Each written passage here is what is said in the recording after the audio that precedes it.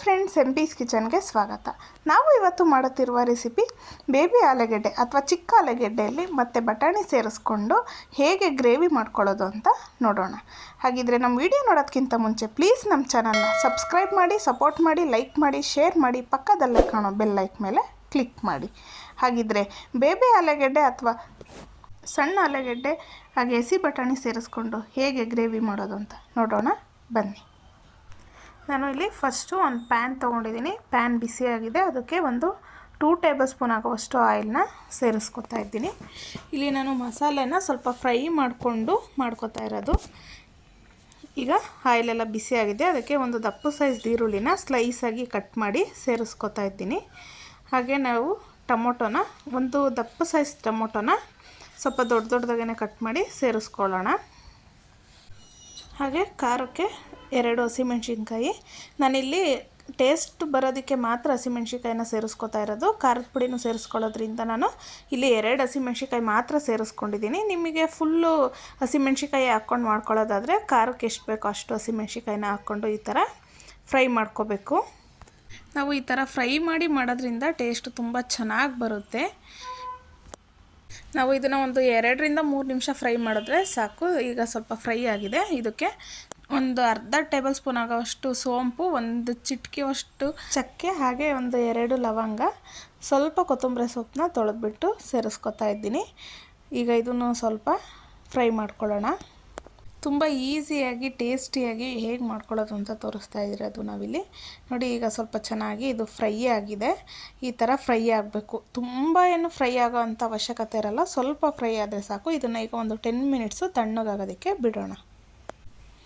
ಈಗ ನೆಕ್ಸ್ಟ್ ನಾನಿಲ್ಲಿ mixie jar ತೊಗೊಂಡಿದ್ದೀನಿ. ಈಗ ತಣ್ಣಗಾಗಿರೋ ಅಂಥ ರುಬ್ಕೊಂಡಿರೋ ಅಂಥ ಟೊಮೊಟೊ ಈರುಳ್ಳಿ ಎಲ್ಲನ ಇದಕ್ಕೆ ಸೇರಿಸ್ಕೊತಾ ಇದ್ದೀನಿ. ಇದು ತಣ್ಣಗಾದ್ಮೇಲೆ ರುಬ್ಕೋಬೇಕು ನಾವು, ಬಿಸಿದೆಲ್ಲ ಹಾಕ್ಬಾರ್ದು.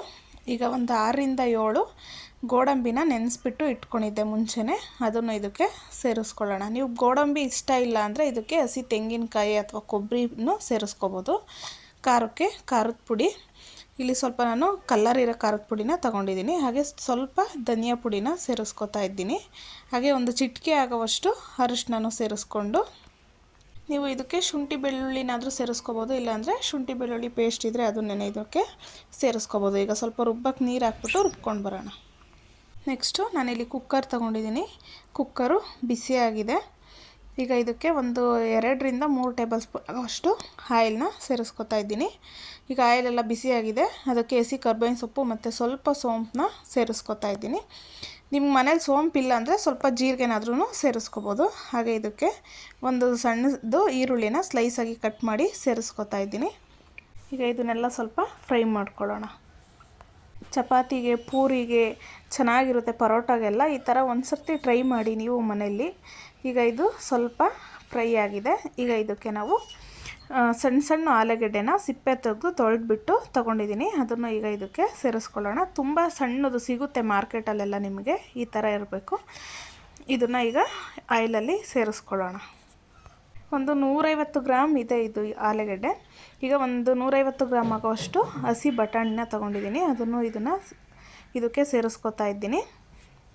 ನಿಮ್ಮ ಮನೇಲಿ ಹಸಿ ಬಟಾಣಿ ಇಲ್ಲ ಅಂದರೆ ಒಣಗಿರೋ ಬಟಾಣಿನೇ ಹಿಂದಿನ ದಿನ ನೈಟು ನೆನೆಸ್ಬಿಟ್ಟು ನೀವು ಇದಕ್ಕೆ ಸೇರಿಸ್ಕೊಂಡು ಮಾಡ್ಕೋಬೋದು. ಈಗೆಲ್ಲ ಸ್ವಲ್ಪ ಆಯಿಲಲ್ಲಿ ಫ್ರೈ ಮಾಡ್ಕೊಳ್ಳೋಣ.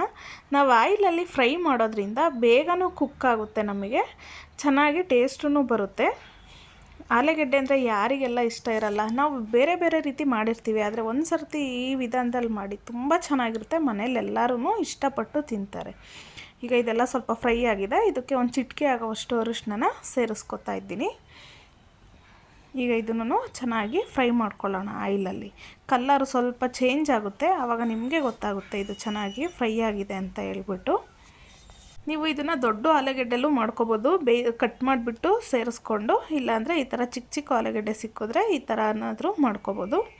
ಈಗ ಫ್ರೈ ಆಗಿದೆ. ಈಗ ರುಬ್ಬಿಟ್ಕೊಂಡಿರೋ ಅಂಥ ಮಸಾಲೆನ ಇದಕ್ಕೆ ಸೇರಿಸ್ಕೊಳ್ಳೋಣ. ನಾವು ಎಲ್ಲ ಫ್ರೈ ಮಾಡಿ ರುಬ್ಕೊಂಡಿರೋದ್ರಿಂದ ಮಸಾಲೆ ತುಂಬ ಹೊತ್ತು ಫ್ರೈ ಮಾಡಬೇಕು ಅಂತ ಏನಿಲ್ಲ ಇದನ್ನು ಆಯಿಲಲ್ಲಿ. ಈಗ ಇದನ್ನೆಲ್ಲ ಚೆನ್ನಾಗಿ ಮಿಕ್ಸ್ ಮಾಡ್ಕೊಳ್ಳೋಣ. ಆಲೂಗೆಡ್ಡೆಗೆ ಮತ್ತು ಬಟಾಣಿಗೆ ಚೆನ್ನಾಗಿ ಹೊಂದಬೇಕು, ಉಪ್ಪು ಖಾರ ಎಲ್ಲ ಆ ರೀತಿ ಇದನ್ನು ನಾವು ಮಿಕ್ಸ್ ಮಾಡ್ಕೋಬೇಕು. ನಾವು ಹೈ ಫ್ಲೇಮಲ್ಲಿಟ್ಟು ಹಾಗೆ ಬಿಡಬಾರ್ದು. ಅದು ತಳ ಹಿಡಿದು ಬಿಡುತ್ತೆ. ನೀವು ಇದೇ ರೀತಿ ನೀವು ಕಡಾಯಲ್ಲೂ ಮಾಡ್ಕೋಬೋದು. ಇದೇ ಪ್ರೋಸೆಸ್ಸಲ್ಲಿ ಚೆನ್ನಾಗಿ ಬರುತ್ತೆ. ಟೈಮ್ ಇಲ್ಲ ಅಂದಾಗ ಈ ರೀತಿ ಕುಕ್ಕರಲ್ಲಿ ಮಾಡ್ಕೋಬೋದು. ಈಗ ನೀವು ಕನ್ಸಿಸ್ಟೆನ್ಸಿ ನೋಡಿಕೊಂಡು ನೀರನ್ನ ಸೇರಿಸ್ಕೋಬೋದು. ನೀವು ಇದನ್ನು ರೈಸಿಗೂ ತಿನ್ಕೋಬೋದು, ಇಲ್ಲಾಂದರೆ ಈ ಥರ ಚಪಾತಿಗೆ ಇಲ್ಲ ಪೂರಿಗೆ ಪರೋಟಾಗೆಲ್ಲ ಮಾಡ್ಕೊಳ್ಳೋದಾದರೆ ಸ್ವಲ್ಪ ಗಟ್ಟಿಗೆ ಮಾಡ್ಕೊಳ್ಳಿ. ಈಗ ರುಚಿಗೆ ತಕ್ಕಷ್ಟು ಉಪ್ಪು ಸೇರಿಸ್ಕೊಳ್ಳೋಣ. ಉಪ್ಪು ಸೇರಿಸ್ಕೊಂಡು ಈಗ ಇದನ್ನೆಲ್ಲ ಚೆನ್ನಾಗಿ ಮಿಕ್ಸ್ ಮಾಡ್ಕೊಳ್ಳೋಣ. ಮಿಕ್ಸ್ ಮಾಡಿಕೊಂಡು ಒಂದು ಸರ್ತಿ ನೀವು ಉಪ್ಪು ಖಾರನ ಚೆಕ್ ಮಾಡ್ಕೋಬೋದು. ನೋಡಿ, ಈ ಕನ್ಸಿಸ್ಟೆನ್ಸಿ ಇದ್ದರೆ ಅದು ಆಲೂಗಡ್ಡೆ ಬಟಾಣಿ ಎಲ್ಲ ಬೆಂದಮೇಲೆ ಕರೆಕ್ಟಾಗಿ ಸ್ವಲ್ಪ ಗಟ್ಟಿಗೆ ಬರುತ್ತೆ. ಈಗ ಚೆನ್ನಾಗಿ ಇದು ಮಿಕ್ಸ್ ಆಗಿದೆ. ಈಗ ಉಪ್ಪು ಖಾರ ಚೆಕ್ ಮಾಡಿಬಿಟ್ಟು ನೀವು ಲಿಡ್ ಕ್ಲೋಸ್ ಮಾಡ್ಬೋದು. ಈಗ ನಾನಿಲ್ಲಿ ಲಿಡ್ ಕ್ಲೋಸ್ ಮಾಡಿ 1 ವಿಷಲ್ಲು ಕೂಗಿಸ್ಕೊಳ್ತೀನಿ. ಈಗ 1 ವಿಷಲ್ ಆಗಿದೆ, ಆವಿ ಎಲ್ಲ ಬಿಟ್ಟಿದೆ. ನೋಡಿ ಎಷ್ಟು ಚೆನ್ನಾಗಿ ಬಂದಿದೆ ಅಂತ ಹೇಳ್ಬಿಟ್ಟು. ಇಷ್ಟು ಗಟ್ಟಿಗಿದ್ರೆ ನಮಗೆ ಪೂರಿಗೆಲ್ಲ ಸಾಕಾಗುತ್ತೆ. ಈಗ ಇದನ್ನು ಒಂದು ಸರ್ತಿ ಚೆನ್ನಾಗಿ ಮಿಕ್ಸ್ ಮಾಡ್ಕೊಳ್ಳೋಣ. ಇದಕ್ಕೆ ಕೊನೆಯದಾಗಿ ಈಗ ಕಟ್ ಮಾಡಿರೋಂಥ ಕೊತ್ತಂಬರಿ ಸೊಪ್ಪನ್ನ ಸೇರಿಸ್ಕೊತಾ ಇದ್ದೀನಿ. ಹಾಗೆ ನಿಮ್ಮ ಮನೇಲಿ ಬೆಣ್ಣೆ ಅಥವಾ ತುಪ್ಪ ಇದ್ದರೆ ಅದನ್ನು ಸೇರಿಸ್ಕೋಬೋದು. ನಾನಿಲ್ಲಿ ಒಂದು ಅರ್ಧ ಟೇಬಲ್ ಸ್ಪೂನ್ ಆಗೋವಷ್ಟು ಬೆಣ್ಣೆನ ಸೇರಿಸ್ಕೊಂಡಿದ್ದೀನಿ. ಈಗ ಇದನ್ನೆಲ್ಲ ಮಿಕ್ಸ್ ಮಾಡಿಕೊಂಡು ಒಂದು ಕುದಿ ಬರೆಸ್ಕೊಂಡ್ರೆ ಇದು ರೆಡಿ ಆಗುತ್ತೆ. ಕೇವಲ 10 ನಿಮಿಷದಲ್ಲಿ ಈಸಿಯಾಗಿ ಟೇಸ್ಟಿಯಾಗಿ ಮನೆಯಲ್ಲೇ ಮಾಡ್ಕೋಬೋದು. ನೀವು ಒಂದು ಸರ್ತಿ ಮನೇಲಿ ಟ್ರೈ ಮಾಡಿ ಹೇಗೆ ಬಂತು ಎಂದು ಕಮೆಂಟ್ ಮೂಲಕ ತಿಳಿಸಿ. ಹಾಗೆ ಮತ್ತಷ್ಟು ಈಸಿ ರೆಸಿಪಿಗೋಸ್ಕರ MP's ಕಿಚನ್ನ ಫಾಲೋ ಮಾಡಿ. ಫಸ್ಟ್ ಟೈಮ್ ಯಾರಾದರೂ ಈ ವಿಡಿಯೋ ನೋಡ್ತಾ ಇದ್ದರೆ ಈಗಲೇ ಸಬ್ಸ್ಕ್ರೈಬ್ ಮಾಡ್ಕೊಳ್ಳಿ. ಹಾಗೆ ನಿಮ್ಮ ಫ್ಯಾಮಿಲಿ ಫ್ರೆಂಡ್ಸ್ಗೂ ಶೇರ್ ಮಾಡಿ. Thank you for watching. Bye bye. Take care.